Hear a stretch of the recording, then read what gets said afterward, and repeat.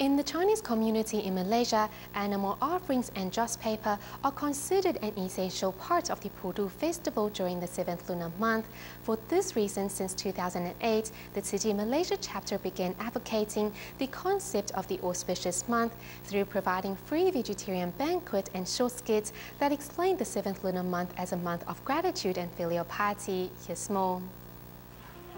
For Lin Qinghui, extravagant ceremonies during the 7th lunar month were part of his former superstitious beliefs. Before, during the 7th lunar month, I normally spend at least $300 to buy offerings. A pig offering cost me some $150. Other than this, I also prepared wine, fruits, chickens, and ducks. In the end, they were all given to my neighbors because we couldn't eat them all. Like Lin, Chen Huiqing used to be superstitious as well. Before, I was so obsessed with fortune-telling that I would seek their help wherever they were. Like in Taiwan, the Chinese community in Malaysia honors the Pudu ceremony in extravagant ways. Therefore, since 2008, Malaysia Tzu Chi volunteers have been holding an annual campaign to promote the idea of an auspicious month, as they provided free vegetarian meals and put on show skits to correct superstitious ideas.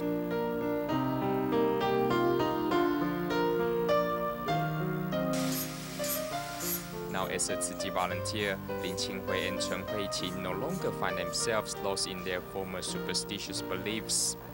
No more offerings, because a single good deed can counteract 1,000 disasters. Now I am too busy doing Tzu Chi to deal with the Pudu ceremony. I believe what Master Zheng Yan says. Instead of seeking blessings, one should create one's own. Following Tzu Chi's example is also Grandma Chen Mei-yin, who has given up her past habit of burning joss paper. Master Zheng Yan asks us to stop burning joss paper because the earth is having a fever. We have to do our part to save this planet. I couldn't agree with the master more, so I saved the money that would be used for joss paper for the less fortunate.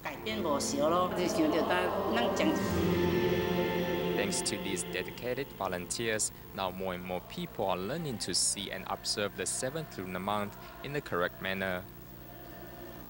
In 2008, Mitushi, a little girl from Sri Lanka, arrived in Malacca, Malaysia with the help of Tzu Chi to receive medical treatment for her scoliosis.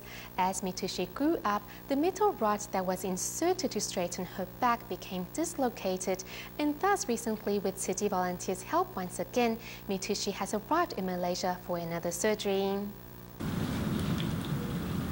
Skinny and frail Mitushi, though in pain, quietly sits as she lets medical staff take care of the metal rod that is sticking out of her back. Mitushi from Sri Lanka was diagnosed with scoliosis when she was just 9, and through the help of Tzu Chi volunteers, the little girl received treatment in Malaysia.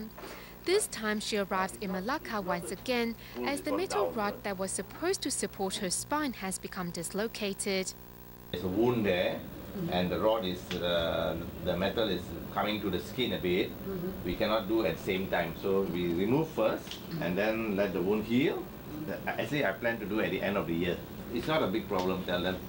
Over the past 5 years, Tzu Chi volunteers in both Malaysia and Sri Lanka have worked together to provide assistance to Mitushi and her family. She has to come back to the hospital every day for her problems, so our community volunteers take turns to accompany her. That is the most important. Rest assured, Mitushi will never be alone on her path to recovery with Tzu Chi by her side.